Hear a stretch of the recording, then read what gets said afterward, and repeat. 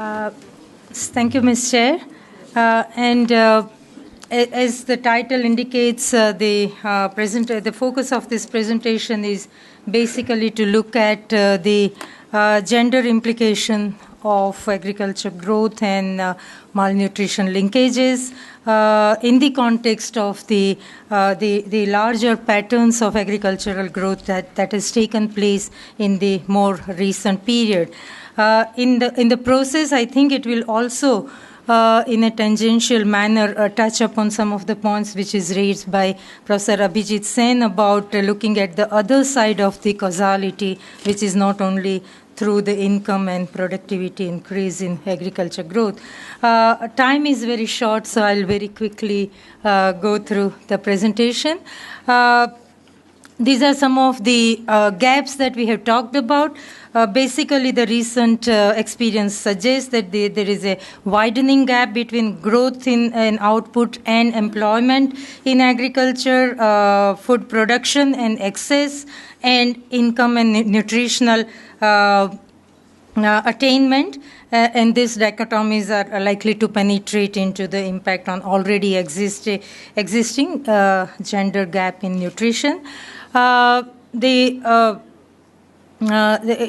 last couple of decades period has suggested that there is a very weak, very slow improvement in nutritional outcomes. But I would like to highlight the point which is already raised in the morning about the cyclical or the fluctuating pattern of agricultural growth, and hence is an adverse impact on the nutrition, the point which was raised by Dr. Ashok Gulati in the morning. And lastly, the data gap, if one really wants to see the linkages. I will quickly skip this thing. These are the known numbers over here, which whatever limited data the one has at one's access about the gender gap in nutrition. These are some of the older results, but it does indicate some kind of a gender gap. But we have to really look at all these things with some kind of a pinch of salt, because the gender data on food intake and nutrition are very, very weak. The chairperson knows about it fairly well, but this is just to bring home two important points. One is women in India are more prone to mal and undernourishment as compared to men. So there is definitely a gender gap in food intake and malnutrition, and at least a part of the gender gap in food intake may have been influenced by socio-cultural factors, and that's where the aggregate production and excess actually may not give the entire answer to the sustained gender gap in the overall nutritional status between male and female. So together, this may imply critical need for enhancing the overall availability of food of right kind and quantity, so as to ensure women also get the fair share within that. The critical question, we have been talking about it, whether increased income per se of women farmers or wage earners can necessarily ensure increased access to food and nutrition among women. The evidence, whatever limited we had at our disposal, at best may be mixed. So income route per se may not give us the complete answer. What has, however, emerged fairly clearly is that the growing uncertainties and fluctuations in agricultural growth and farm income may certainly prove to be detrimental to the food intake among poor, especially women, as already noticed. So I'm again highlighting the importance of the instability in agricultural growth besides the issue of composition. Now, the previous slide we had I was talking about some micro-level study. This is some kind of data which I brought from a micro-study I had done in Bundelkhand in Madhya Pradesh, and the idea of bringing this very small, minuscule data here is to say that there are, even at the level, present level, and these are perceived gaps in food intake. When we ask the people about their present level of food intake and then say what kind of additional requirement which you would perceive as being an adequate food intake at the household level, we find that there are substantial gaps already perceived by all category of households. That's the point which I wanted to know. So now we have taken note of the fact that there are, whatever limited data we have, it does show gender gap in malnutrition. We have said that much of it is also because of the socio-cultural context within which the gaps are constructed. So then we say, as Sunita's presentation had also referred to the larger processes of agricultural growth, because there are some of these are some of the structural factors which are likely to be impinging on both, in nutritional gaps in general and the gender aspect of it in particular. So these are some of the important features, if you like, of recent agriculture growth in agriculture and the issues. I think, at least I hope, half of the House here will agree with these issues.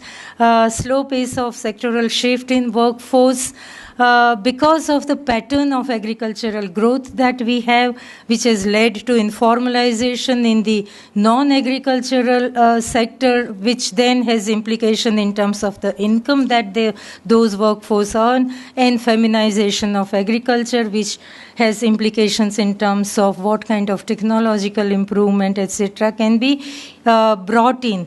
Another is sustainability of natural resource use, and this has obviously something to do with the volatility, fluctuation in the short and medium term, and certainly sustainability of growth itself in the long term. Then this distorted crop diversification. I actually, for the want of any better word, I have used distorted, but what I had in mind is what Professor Ramesh Chand was mentioning in the morning, that the euphoria about crop diversification, irrespective of your agroecological condition, has not only led to an issue of food availability, but is actually going to impinge on the very pace of growth in the long term is an issue.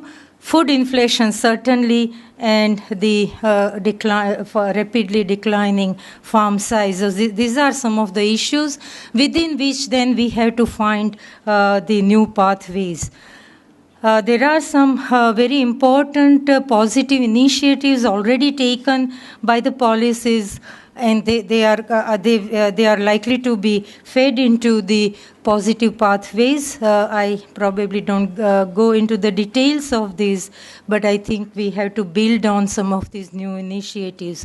Now, how to overcome nutritional deficiencies and bridge gender gap?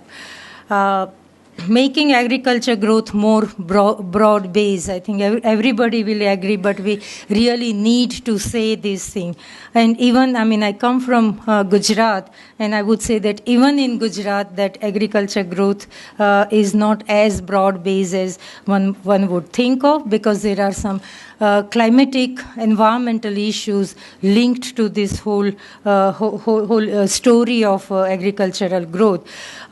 Provision of special incentive for food crops as against non-food crops. This links to my issue about what I call distorted crop diversification. We really need to rethink on how to promote some of the very important high nutrition food and cereal and other non-cereal food crops.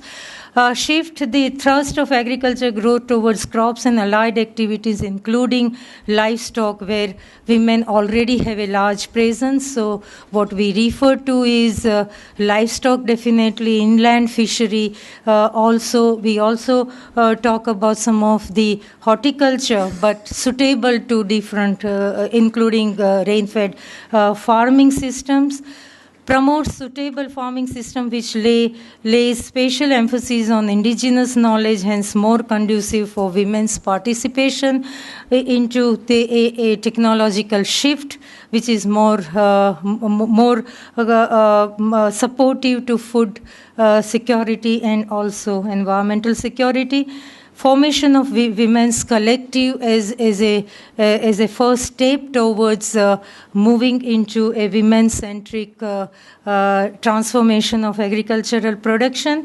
Improved accessibility through PDS and markets is an absolute must. I mean, Professor Abhijit Sen is here, Mahendra Dev is here, but I would say that we have to really be really reassured that whatever may happen, even in medium terms about food inflation, we can't put millions of people for over 2 years waiting for the prices to go down. Checking food inflation, that's the point I made, bringing women at the center of food production, storage, and distribution. And this links to the issue that I talked about, supporting women's collective. So you get multiple mileage out of linking all these shopping list of the things that one actually needs to address. What are the policy imperatives? I already said that gender gap in nutrition cannot be bridged merely by ensuring greater presence of women as producers, workers, and decision makers, because, I mean, this has to be seen in the setting of feminization of agriculture, which is already on a declining trend, and so we have to boost up agriculture sector per se, make it more broad-based and sustainable, and then bring women into that. We can't bring women into the center stage of a sector which actually is not on a very strong foundation.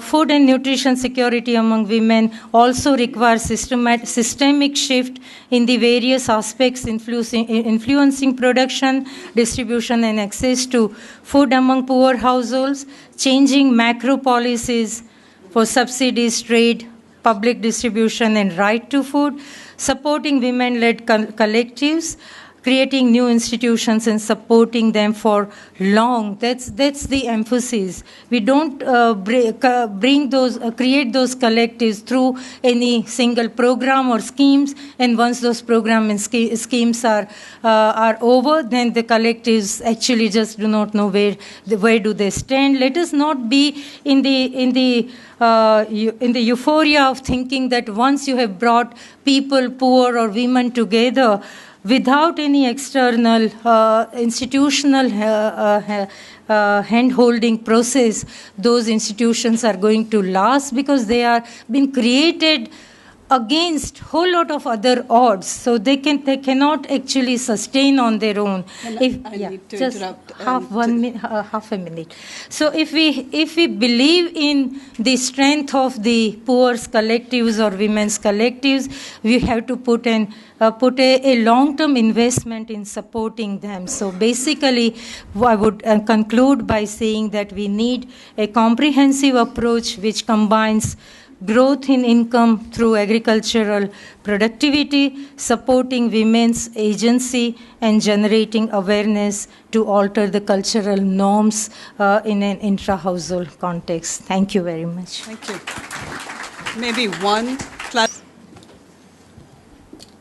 There's one here sitting here, but I don't quite know what it's doing, so maybe you could just take this. John Coonrod with the Hunger Project.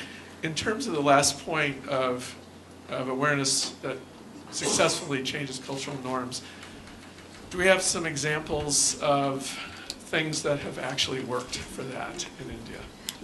May I just say that that's perhaps something we bring up in the general discussion, because that's maybe, it's not just a clarification. Okay. Is that? But please, let's just raise that later. With that, I'd like to thank Professor Shah and invite Professor Himanshu, to come and talk to us on agriculture and the National Food Security Bill. Professor Himanshu is also from the Center for Study of Regional Development at the Jawaharlal Nehru University.